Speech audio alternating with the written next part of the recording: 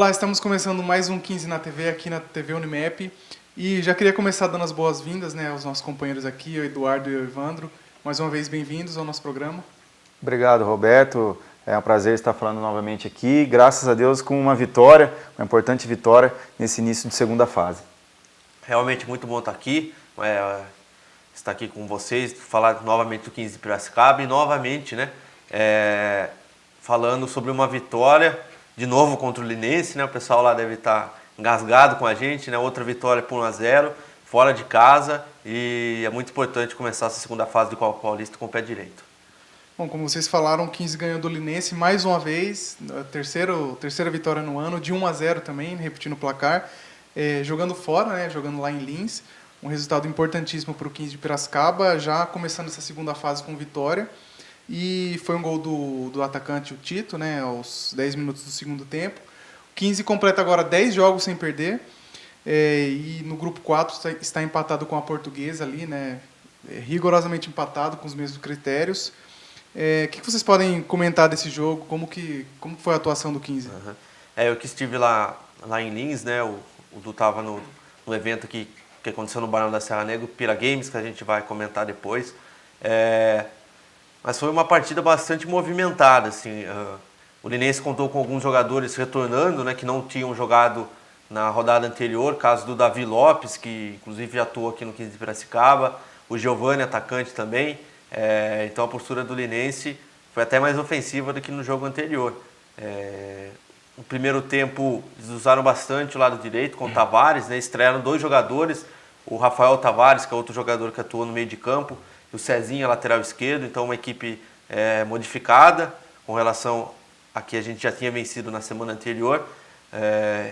E o Linense marcou até mais presença no campo ofensivo no primeiro tempo, só que as principais chances foram do 15, né? Houveram duas boas oportunidades no primeiro tempo, uma com o Tito, que foi no travessão, depois outra com o Bruninho, né? A bola quicando ali, ele acabou chutando bem, ela passou perto da trave. E na segunda etapa, logo aos 10 minutos, a gente conseguiu fazer o gol. Uma jogada que o Evaristo Pisa até já tinha comentado em coletiva semanas antes, que ele foi questionado sobre essa jogada de arremesso lateral, o André Cunha cobrar o lateral. Nesse caso foi o Rodrigo que fez o desvio de cabeça e o Tito completou para o gol, né? Ele foi questionado sobre essa jogada e ele até brincou, né? Se o Palmeiras foi campeão brasileiro assim, por que eu não vou fazer aqui no 15, né? Então, uma jogada que novamente aconteceu e deu certo, com o gol da vitória saindo aos 10 minutos do segundo tempo. O técnico do Linense, o Wilson Tadei, realizou as 3 alterações. O Linense foi ainda mais para cima, só que o 15 estava bem postado. Então o Linense teve dificuldade em furar o bloqueio defensivo do 15, que tinha o contra-ataque ainda como arma. Depois o Léo Carvalho entrou, o Rafael Rosa, também deram ainda mais velocidade, o próprio Maicon Aquino. Dessa forma o 15, bem posicionado em campo, conseguiu esse importante resultado. Ô, Evandro, você falou, acho que com propriedade, né, que a gente teve as melhores chances, e eu queria saber até de você, inclusive teve até um gol anulado do 15 de Piracicaba, e eu conversei com o Tito, depois de fazer o gol da vitória no sábado lá pra gente, ele visitou o evento do Pira Games no domingo lá no estádio, fiquei conversando um pouco com ele, e ele jura de pé junto que não estava impedido, né? Foi uma falta lateral do Léo Carvalho, inclusive muito bacana, porque mostra a questão do ensaio, da preparação, né? Foi uma jogada bastante treinada durante a semana, uma falta lateral que o Léo Carvalho cobrou na segunda trave, o zagueiro Marcão desviou de cabeça e o Tito completou também de cabeça e fez mais um gol do 15, né? Seria o segundo dele na partida, o segundo do 15, mas o impedimento foi assinalado. Ficou difícil para a gente ver, até vieram questionar a gente, que a gente costuma filmar o jogo, né? Inclusive essas imagens que a gente vê são feitas pela gente, mas a gente estava do lado oposto de onde saiu o gol do 15, né? Totalmente fora de ângulo para dizer se estava impedido ou não, então fica difícil de afirmar. Mas como você mesmo disse, né, logo após a partida eu conversei com o Tito também no vestiário e ele jura de pé junto que ele não estava impedido não, né? Só se o Marcão tivesse, né? E parece que o impedimento foi marcado do próprio Marcão. Mas fica complicado do ângulo que a gente estava ali dizer se estava impedido mesmo ou não. Roberto, eu acho que assim, analisando os melhores momentos que o Evandro fez no nosso Facebook e também vendo algumas algumas imagens, né? Eu acho que fica claro que o 15 de Piracicaba realmente foi muito bem na partida, né? Como o Evandro disse, o Linense marcou presença no campo defensivo do 15 de Piracicaba, mas eu acho que isso é normal quando se trata, você está jogando fora de casa, estreando numa segunda fase, que é mais difícil, né? Já tem você não pode tropeçar, né? Não é igual a primeira fase, que ainda depois vão ter mais 12, 13 jogos. Então, eu acho que é natural que o time da casa tente um pouco mais, né, o ataque, né? Mas visto que o 15 de Piracicaba teve uma bola no travessão, uma chance clara com o Bruninho, um gol validado e um gol anulado, eu acho que o 15 de Piracicaba fez muito bem o seu dever fora de casa. A gente, nessa questão do torcedor engasgado, né, a gente deu até risada uma hora ali na tribuna nossa, que logo que depois que o 15 venceu na partida, deu para escutar o torcedor gritando: "Oh, vai perder pro 15 de novo". Então, realmente foi a terceira vitória, terceira por 1-0 em cima do Linense, né? Mas como o Pisa disse até aqui na semana passada, nessa nova etapa, tudo zerado, né? Uma nova competição que se iniciou, então, independente das duas vitórias anteriores, era fundamental esse bom resultado e dar uma tranquilidade maior aí para a sequência do campeonato, visto que temos as 3 partidas em casa, né? Começando na quarta-feira, com 3 vitórias em casa e fazendo o dever de casa, a gente que já carimba a vaga para outra fase da competição. Roberto, se permite aqui eu aproveitar o Evandro, que é fera, que acompanha bastante mais de perto o time, queria saber dele como que foi todo o esquema tático do 15 de Piracicaba, que não jogou pela primeira vez, acho que talvez, no campeonato, sem um centroavante de referência, né? Uhum. E também o Rodrigo atuando novamente de volante, como que foi essas duas situações aí? É interessante comentar isso, porque fica aquela dúvida, né, para quem acompanha a partida, principalmente quem vê a escalação inicial, vê Rodrigo, Doni e Marcão, né? De repente, a pessoa pode pensar que atuou com 3 zagueiros, que não é verdade. De repente, algumas circunstâncias do jogo, como o próprio Pisa já explicou algumas vezes, ele pode usar o Rodrigo como terceiro zagueiro e ganha bastante com os avanços do Danilo Mélega e do Samuel, né, que são 2 jogadores bastante velozes. Então, ele pode fazer essa alternância durante a própria partida. Mas quem acompanhou o jogo pode ver o Rodrigo diversas vezes na área adversária, inclusive, né? Então, o Rodrigo ele não ficou como um terceiro zagueiro fixo, foi mais um volante mesmo, né? Mas nessas recomposições, para liberar o Mélega e o Samuel, que ele ficava um pouco mais fixo. Mas por diversas vezes vimos o Rodrigo como volante mesmo, inclusive chegando na área adversária, né? Com relação aí, hoje está na moda falar, né, falso 9, né? A função desempenhada pelo Tito, foi um pouco diferente, mas às vezes a gente via também até 3 atacantes, com o Alex William formando esse trio com o Bruninho e com o Tito. Eu acredito que foi bem encaixado e bastante movimentação, né? Isso permitiu com 3 jogadores mais leves ali, com outras características, possibilitou bastante ofensividade, bastante velocidade para cima da defesa adversária. Então isso eu acho que foi o principal ganho, em ter 3 jogadores assim de bastante movimentação e agilidade. E destacando o desfalque do Rafael Gomes, né, que vinha sendo atacante, vinha fazendo gols, e essa mudança aí do Evaristo Pisa. O próximo jogo do 15 vai ser contra o São Paulo, vai ser aqui no Barão da Serra Negra, né? Inclusive já destacar que os ingressos estão à venda, que o torcedor já pode comprar, já pode garantir sua presença no estádio. O São Paulo que perdeu da Portuguesa, né, nessa rodada também, jogando no Morumbi. Vocês acham, como que vocês estão prevendo esse jogo aí? Visto que também, a gente lembra aí que na rodada passada teve... na fase passada, né, tiveram algumas desconfianças até injustas, né, visto que o 15 empatou 2 vezes em casa e jogando mais uma vez em casa. Como que vocês estão prevendo esse jogo aí? Não, é a hora de ganhar. Assim, se antes a gente já vinha falando isso, né, que na segunda fase, por ser uma fase de tiro curto, você não pode sequer pensar talvez em empatar dentro de casa, agora mais ainda, né, porque a gente vem de uma excelente vitória fora de casa. Essa segunda vitória, se Deus quiser, vai vir em casa, vai dar muita tranquilidade para a gente encaminhar bem essa classificação nossa para a fase mata-mata da Copa Paulista. Tenho certeza que o pessoal vai trabalhar bastante para que isso aconteça, porque realmente esses 6 pontos aí em 2 jogos vão dar muita tranquilidade para a gente saber chegar no caminho da classificação para o mata-mata da Copa Paulista. E uma preocupação que a gente nota nas entrevistas do Pisa, né, é de apresentar um bom futebol diante do torcedor quinzista, né? Porque, como você bem lembrou, houveram 2 empates em casa e mesmo a 10 jogos sem o 15 saber o que é uma derrota, né, o pessoal acaba meio que cobrando isso, né? Um bom futebol diante do torcedor quinzista, para trazer ele mais perto, né? Tem essa preocupação do Pisa, como eu disse, dos próprios jogadores. E quem sabe agora nessa partida contra o São Paulo, eu acredito que tem tudo para esse bom futebol ser mostrado, como estamos desempenhando fora de casa.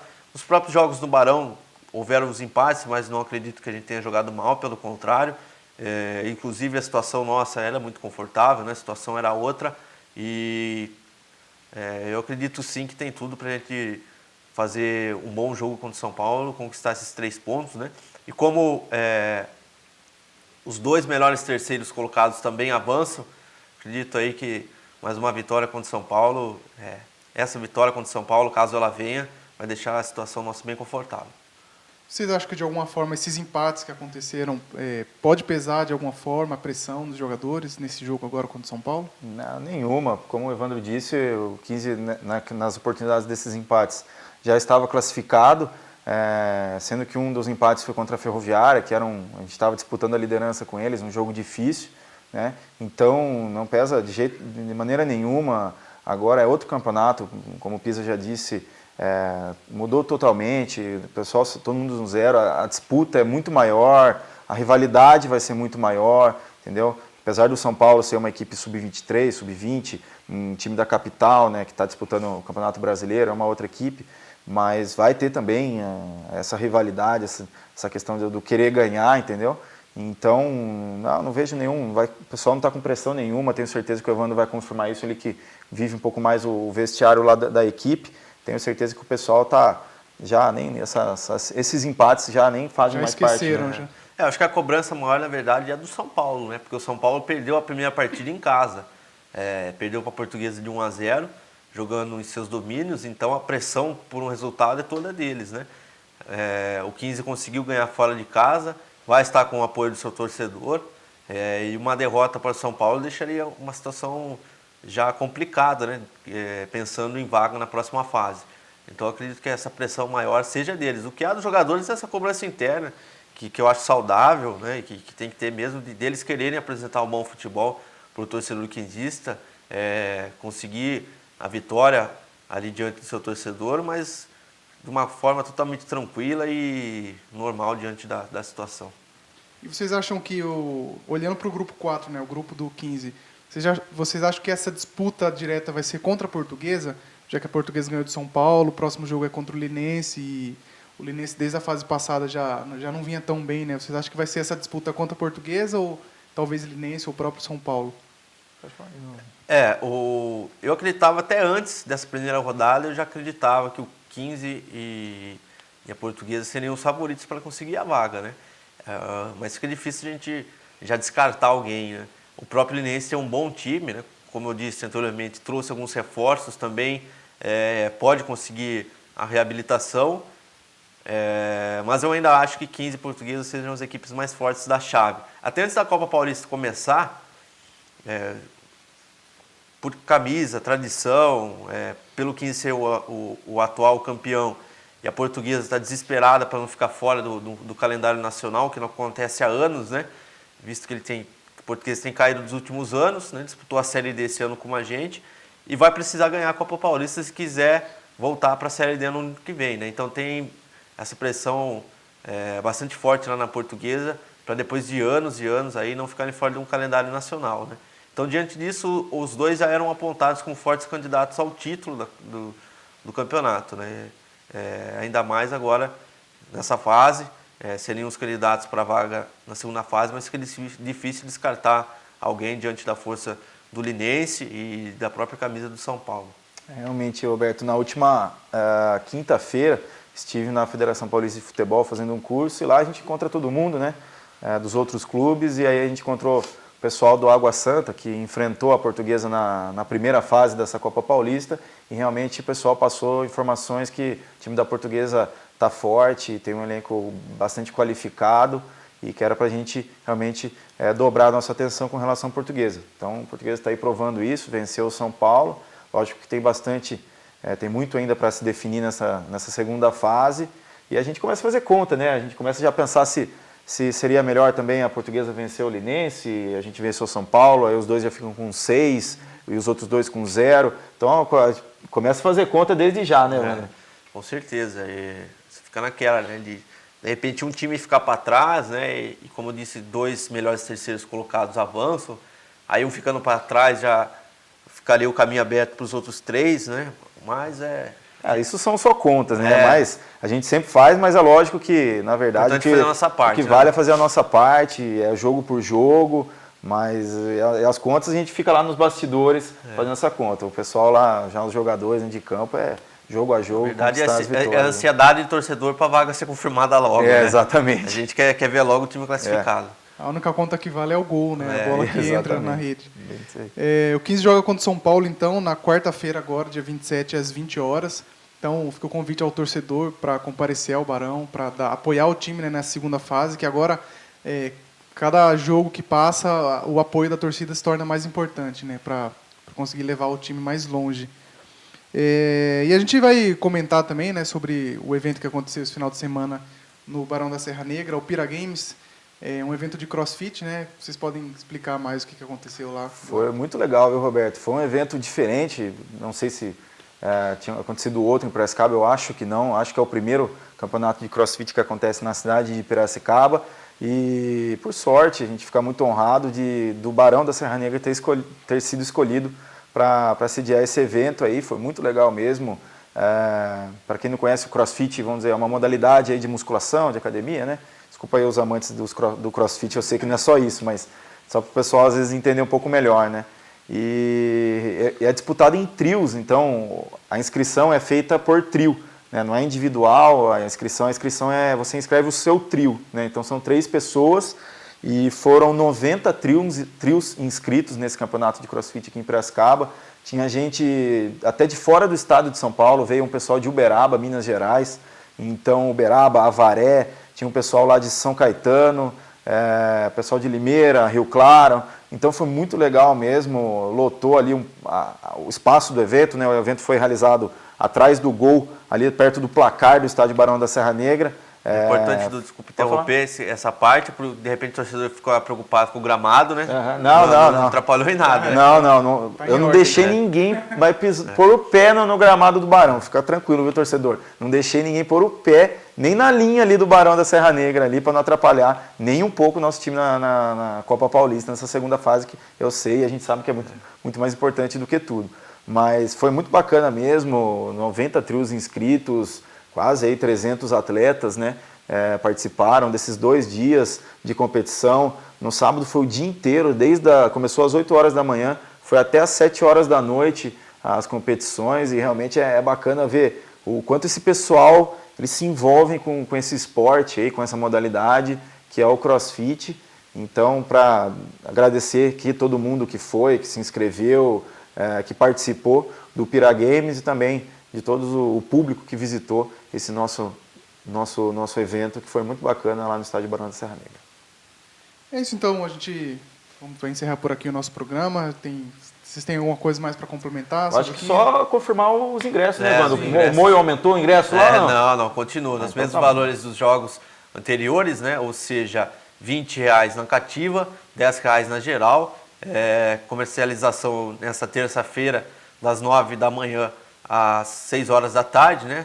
Nesses valores, então, que eu disse. Na quarta-feira, a venda segue para a bilheteria do Portão 2, ali da Rua Silva Jardim, das 9 da manhã até o intervalo do jogo. As demais bilheterias, das 6 horas da tarde, também até o intervalo de 15 São Paulo. Como a gente vem falando desde semana passada, né? A presença do torcedor é fundamental, está na hora do torcedor quinzista abraçar o time aí na busca desse bicampeonato. Ingresso baratinho, né? Dá para ir, dá para pagar. Bastante gente paga meia ainda, né?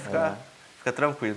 É a chance da gente ver o 15 ganhar do São Paulo e caminhar, né, para esse título da Copa Paulista mais uma vez.